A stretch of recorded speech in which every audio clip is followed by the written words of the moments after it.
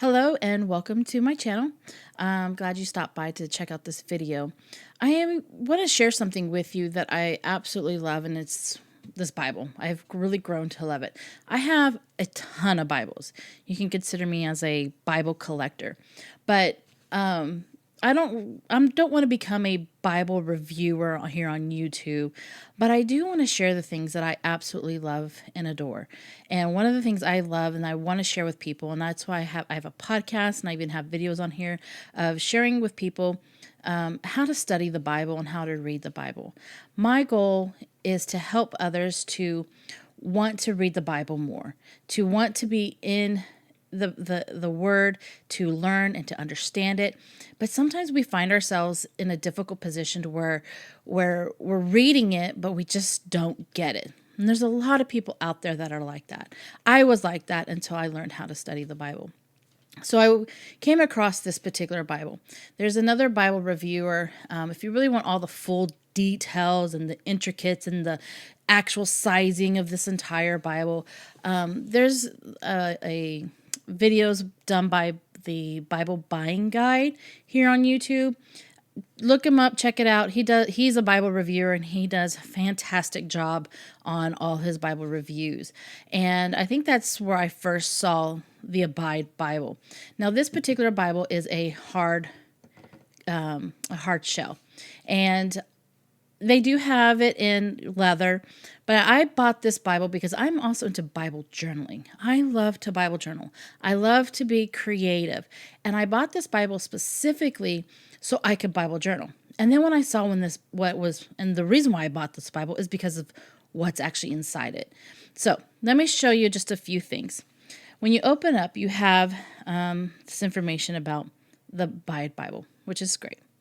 But this is where this Bible became different and where it stood out from the other Bibles that I currently own. And it has these 5 different categories of contemplate, journaling, picture it, praying the scriptures, and engaging through art. And it was through this where I just went, okay, this Bible is different. And so I did purchase it specifically because I found it because it's a hardcover. I found it very inexpensive. But I wanted it because when you open it up, and let me get to, it's a really nice Bible. That's all I can't explain that anymore. But when you do get to open it up and you get into, a particular book, and everybody reviews in Psalms, so why not start here in Psalms? It's right in the middle anyway, right? And so with Psalms, you have like this little introductory information, and it gives you historical, and then it prepares you as you prepare to read this Bible. Now, this particular Bible, the one I purchased, is in the NET version. It's the NET version. It is a fairly new version. They first came out with the first of the NET in, I believe, is 2001, and then 2019 they came to their second revision, which is what this is. I personally picked this one because I think the other version you can get is in the New King James Version. I personally am confused when I'm reading New King James or King James. It's just way over my head. And I like this particular one because it's my favorite Bible version is a New Living Translation.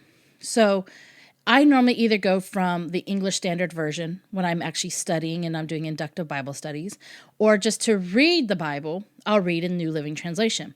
So I'm kind of in the on one side where I'm looking for where it's close to the King James Version, because a lot of people swear by the King James Version, like that's the Bible and that's the only Bible in the world that is accurate, and that's really not quite true.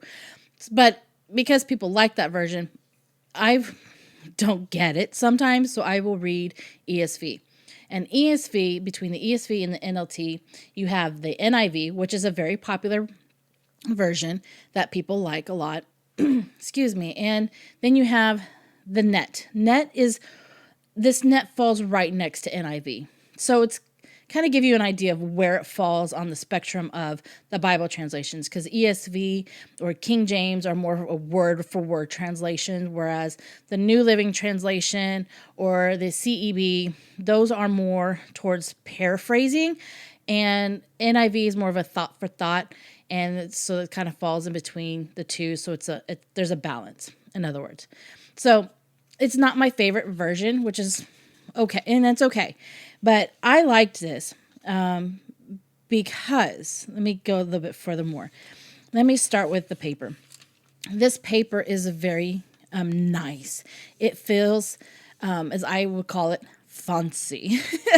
It's got a very silky texture to it, and it's just really nice to touch. I don't kind of want to sound creepy, but it's just really nice. And for those who are into, specific, like I need to know the paper type and whatever, according to the Bible Buying Guide, the gentleman who does the Bible reviews, again, go check him out for the full details of everything. I believe he says that this paper is a 36 GSM, to give you an idea of what, for those of you who care about that, and you will understand. So let's move on. It's very nice. But for Bible journalers, I wouldn't say this is going to be the Bible that you need to come Bible journal in, because of the paper. The paper is super thin. And there's places where I have done stamps, and I might show you some later on, but where you stamp and the stamp ink goes right through. So this is not a Bible that you want to be able to do watercolors or paint or anything like that, because the paper is just way too thin. But it does feel very, very nice. But I'll show you a few things that I have done in my Bible studies as I learned how to journal. But what I like is when you come into the actual, the actual Bible and the actual scriptures, you get those prompts that I was pointing out to you earlier, where it says journal, picture it, contemplate, praying through the scripture. And you will have the opportunity to where I was looking for something that I can engage with my Bible. And this is the Bible that you can engage with. Because, for instance, you have journal, Psalms, chapter 1, verses 1 through 6. And it gives you a prepare your heart. And when I present to people studying the Bible, you got to begin with prayer. And here it's already starting for you, just to kind of prepare your heart in prayer and however else. And then you reflect and write. And that's when I just went, okay, this is a good Bible. I gotta have the Bible, even though it's not my primary reading Bible, but this is the Bible that I can journal with. And then you can picture it. It gives you like this little paragraph or this little information to kind of put you into that scenario of whatever it is that you're reading, to put yourself in that place. And how would you feel? What would it look like? What would it sound like?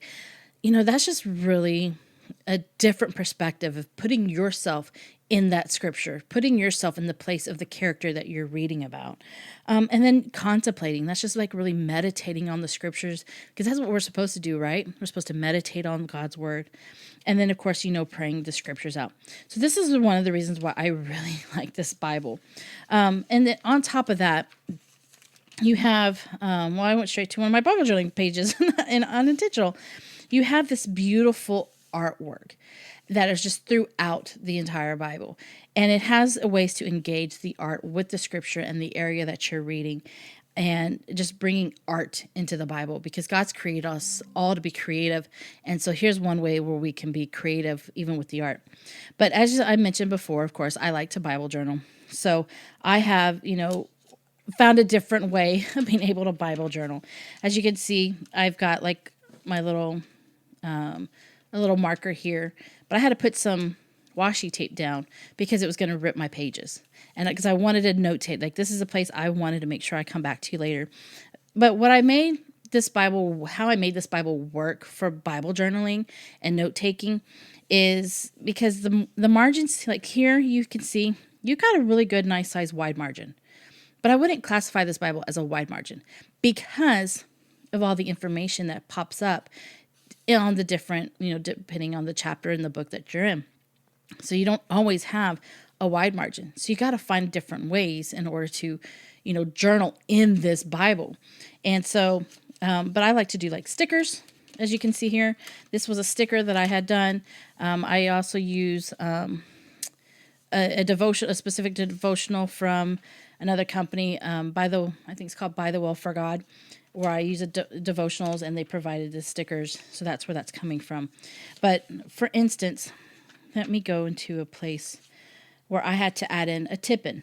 A tippin is a little where you're adding more into your Bible in order to make a journal and make notes. But as you can see here, I have a stamp. I wanted to give a stamps a try to see if it would work. But on the next back page, and thank God it's an art page, because if it was extra scriptures, I wouldn't have been able to read it. You can see that it bled through. So I would not recommend this to stamping or to paint or to do all that artsy type of Bible journaling that you will find if you search Bible journaling through, the YouTube or the internet. But I do love, see, you'll have like a full spread here on within the Bible. And it's just beautiful pictures. Another instance where I had to add some stuff so you can kind of see a little bit of notes that I have made, which is great. Is I did okay, so here's another tip-in. So I had something I really wanted to write, but I wanted to include it in this area. And I wanted to include it, so what I have done here is I highlighted the scripture verse that I was wanting to work on, and then I wanted to write it out, and then with some washi tape, so that way the Bible pages won't tear, I added the washi tape and did my little art decoration like I normally wanted to. If I was going to do it, if I was going to actually do it on the page, I just add the tip in. So anyway, I hope some of you will give the Abide Bible a consideration.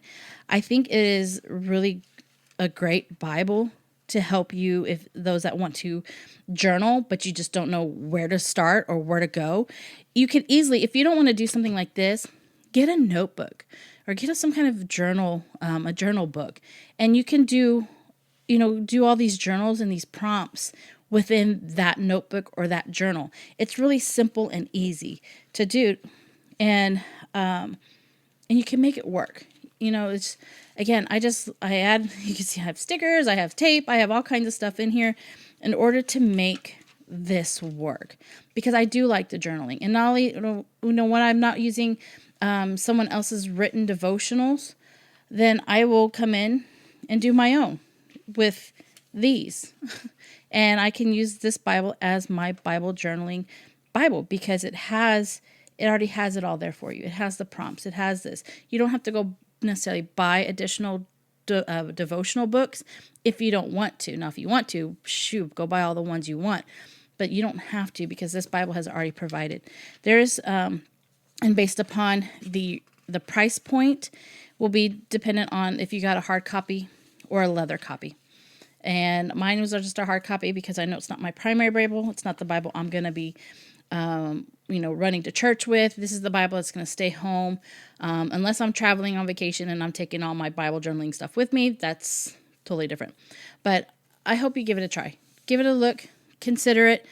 Do your research on the internet to find out if this is a Bible that can suit you, to help you dig more into the Word and to be able to journal more and to be able to have those props. Because some people are very gifted in their artsiness. I'm not. I'm doing the best I can. But the main point is that as long as you're engaged into the Word of God, that's all that matters. So I hope this helps you. And I promise not to be further Bible reviewing stuff, do more like Bible reviews, unless it's an actual Bible that I will use, that I can support, because that's, my main goals. I want to share stuff that I like and I enjoy. And if I don't like it and I don't enjoy it, I'm not going to share it. So I hope you all are blessed, and we'll see you in the next video.